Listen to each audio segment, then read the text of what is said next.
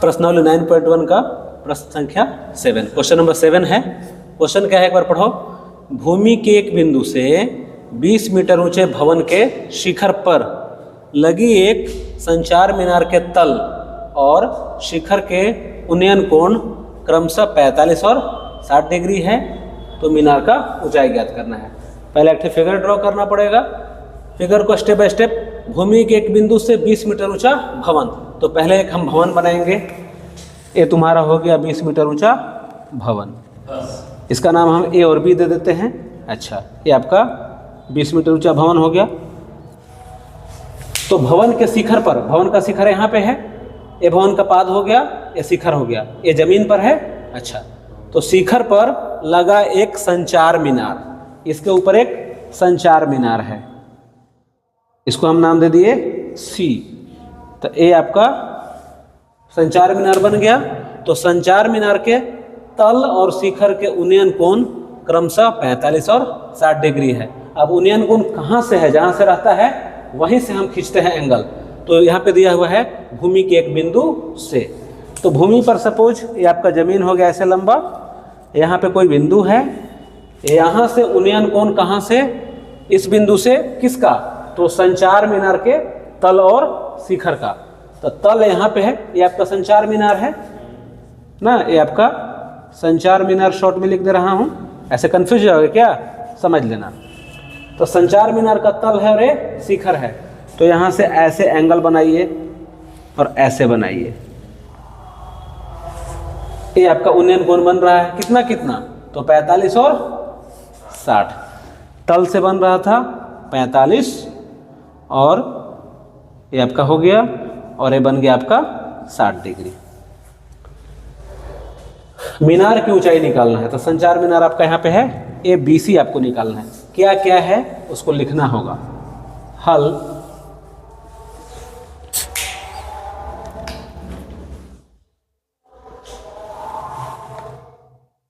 A B आपका क्या है? भवन है, भवन ए बी 20 मीटर दिया हुआ है।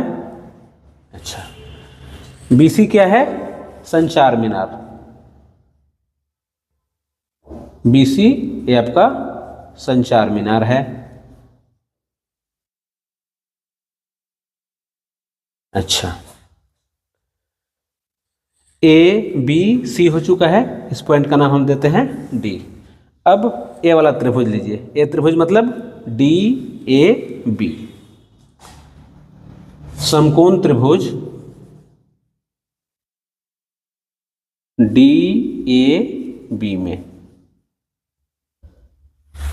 अब देखो, ये आधार है डी ए और ये लंब है। तो लंब और आधार में हम लोग क्या लगाते हैं? tan लगाते हैं। लंब आधार में क्या लगाते हैं? tan। तो tan थीटा का फॉर्मूला तुमको पता होगा, tan थीटा बराबर p बाई बी, लंब बटा आधार। तो tan 45, छोटे त्रिभुज में हमारा एंगल बन रहा है 45 डिग्री का, तो हम लेते हैं tan 45 degree is equal to लंब बटा आधार। तो 45 डिग्री के लिए लंब का काम ए बी करेगा, ए बी बटा बी यानी आधार।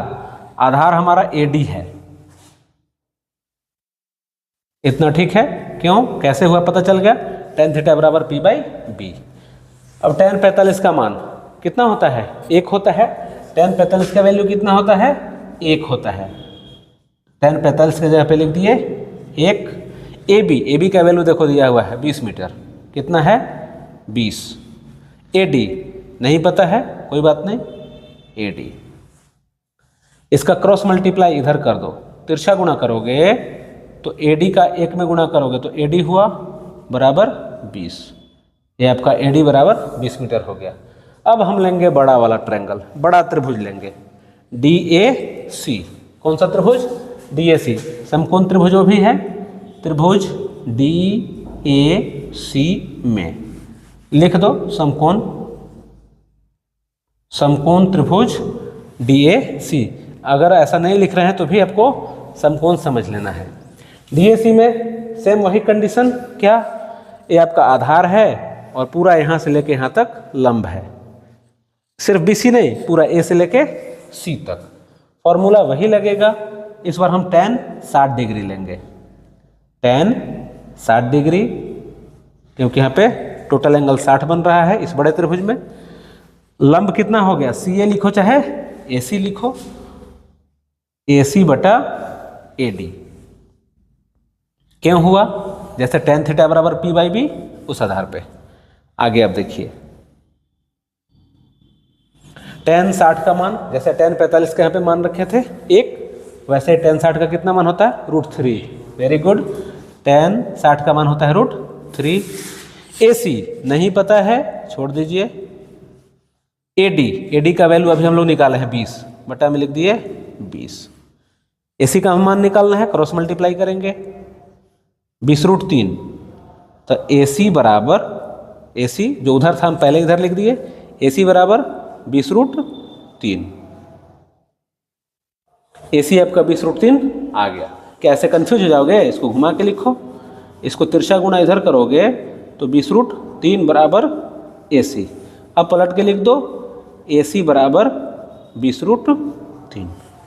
अब ध्यान दीजिएगा, मुझे निकालना क्या है, मुझे निकालना है BC, संचार मीनार की ऊंचाई ज्ञात कीजिए, है ना। तो संचार मीनार तो हमारे पास सिर्फ BC है, तो जब यहाँ से यहाँ तक AC मुझे पता है और AB पता है, तो हम BC निकाल सकते हैं। पूरे लंबाई में से इतना लंबाई को माइनस कर देंगे, यानी संचार मीनार BC बराबर AC घटाओ, पूरा यहाँ से AC घटाओ AB, AC घटाओ AB बराबर, AC का वैल्यू कितना है 20√3, 20√3 घटाओ AB हम लोग यहाँ पे निकाले हैं। AB कितना निकाले हैं, AB नहीं निकाले हैं, AB यहाँ पे दिया हुआ है 20 मीटर, है ना। AB कितना है 20 मीटर, यस। अब क्या करोगे, इज इक्वल टू 20 दोनों जगह से कॉमन ले लो, जैसे ही आप कॉमन लोगे अंदर हो जाएगा, ये √3 बचेगा, और जब कभी पूरा कॉमन लिया जाता है, जैसे यहाँ पे 20 और 20 कॉमन ले लेंगे तो 1 बचता है ना, 20 गुणा 1 1, इतना मीटर, ये आपका आंसर हो गया। ठीक है, बहुत इजी सवाल है। एक क्वेश्चन आपके बोर्ड एग्जाम में 5 मार्क्स का पूछेगा, ठीक है, उतार लो, बहुत आसान है, एग्जाम में आएगा।